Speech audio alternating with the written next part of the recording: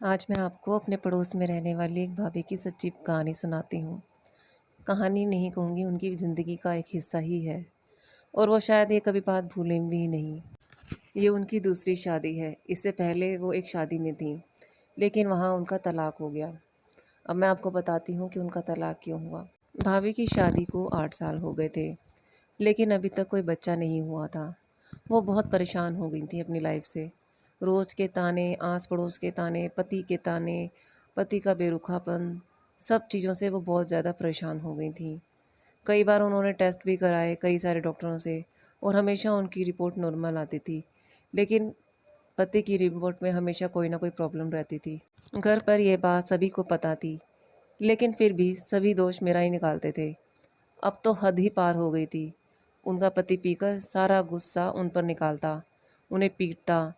कितनी बार वो बेचारी घर छोड़कर अपनी माँ के पास जाकर रहने लगी और माँ उनकी हर बार उन्हें समझा बुझाकर वापस उनके ससुराल भेज देती थी।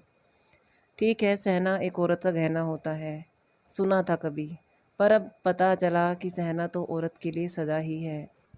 बेचारी भाभी ऐसी सज़ा काट रही थीं जिन्होंने कोई गुनाह ही नहीं किया था, लेकिन बस अब बहुत हो चुका था। अब उन्होंने डिसाइड कर लिया था कि अब वो और नहीं सहेंगी। आखिर उनकी गलती ही क्या थी?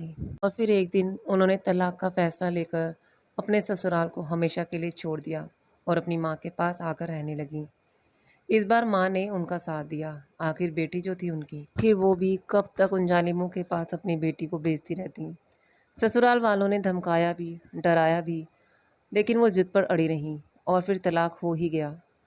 उन्होंने बदले में कुछ भी नहीं लिया, बस लिया तो सिर्फ अपनी आज़ादी। कुछ दिन बाद किसी ने आगे बढ़कर उनका हाथ थामा। पहले तो वो काफ़ी डर गई थीं, लेकिन फिर उनकी माँ ने समझा बुझाकर उनकी दूसरी शादी कर दी। घर परिवार काफ़ी अच्छा था। अब वो धीरे धीरे सब भूलने लग गईं और अब वो माँ बनने वाली हैं।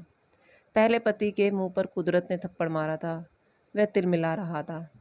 उसकी असलियत अब समाज में आ गई थी। दोस्तों, आखिर क्यों ही हमेशा ये बांझ का ठप्पा एक औरत पर ही लगता है? बाँझ आदमी पर ये ठप्पा क्यों नहीं लगता कि वो एक बाँझ है, उसमें भी कमी है। आखिर वो ये बात एक्सेप्ट करने में इतना झुंझला क्यों जाता है, इतना परेशान क्यों हो जाता है? आखिर क्यों एक औरत को ही हर बार निशाना बनाया जाता है? ये सब बातें सुनने के लिए, समाज की बातें सुनने के लिए, घर परिवार की बातें सुनने के लिए कि वो माँ नहीं बन सकती, जबकि हकीकत तो यही थी और होती भी है कई जगह पर कि आदमी में कमी होती है। बस वही मेल ईगो, आदमी का अहंकार, ये बात अपनाने में उसका अहंकार आगे आ जाता है कि हाँ, कमी उसमें भी हो सकती है कि वो एक पिता नहीं बन पा रहा। तो अगली बार अगर आप भी अपने आसपास कहीं देखते हैं कि कोई औरत माँ नहीं बन पा रही है, तो उसका ही दोष नहीं होगा कि वो माँ नहीं बन पा रही है। दोष उसके पति का होगा कि वो एक पिता नहीं बन पा रहा है। और अगर हमारा ये समाज ये एक्सेप्ट कर ले कि हाँ, दोष हमेशा औरत का नहीं होता, पिता का भी हो सकता है, एक आदमी का भी हो सकता है, तो बेचारी कितनी ही औरतें जो मेंटली टॉर्चर होती हैं इस बांझपन के ठप्पे से, वो बेचारी टॉर्चर होने से बच जाएंगी।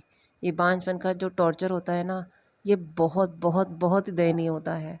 ये एक औरत के लिए सहन करना बहुत ही मुश्किल होता है। बेचारी अंदर से टूट जाती हैं, ऐसे टूटती हैं कि बेचारी की ज़िंदगी ही मान लो जीते जी मरने के बराबर हो जाती है।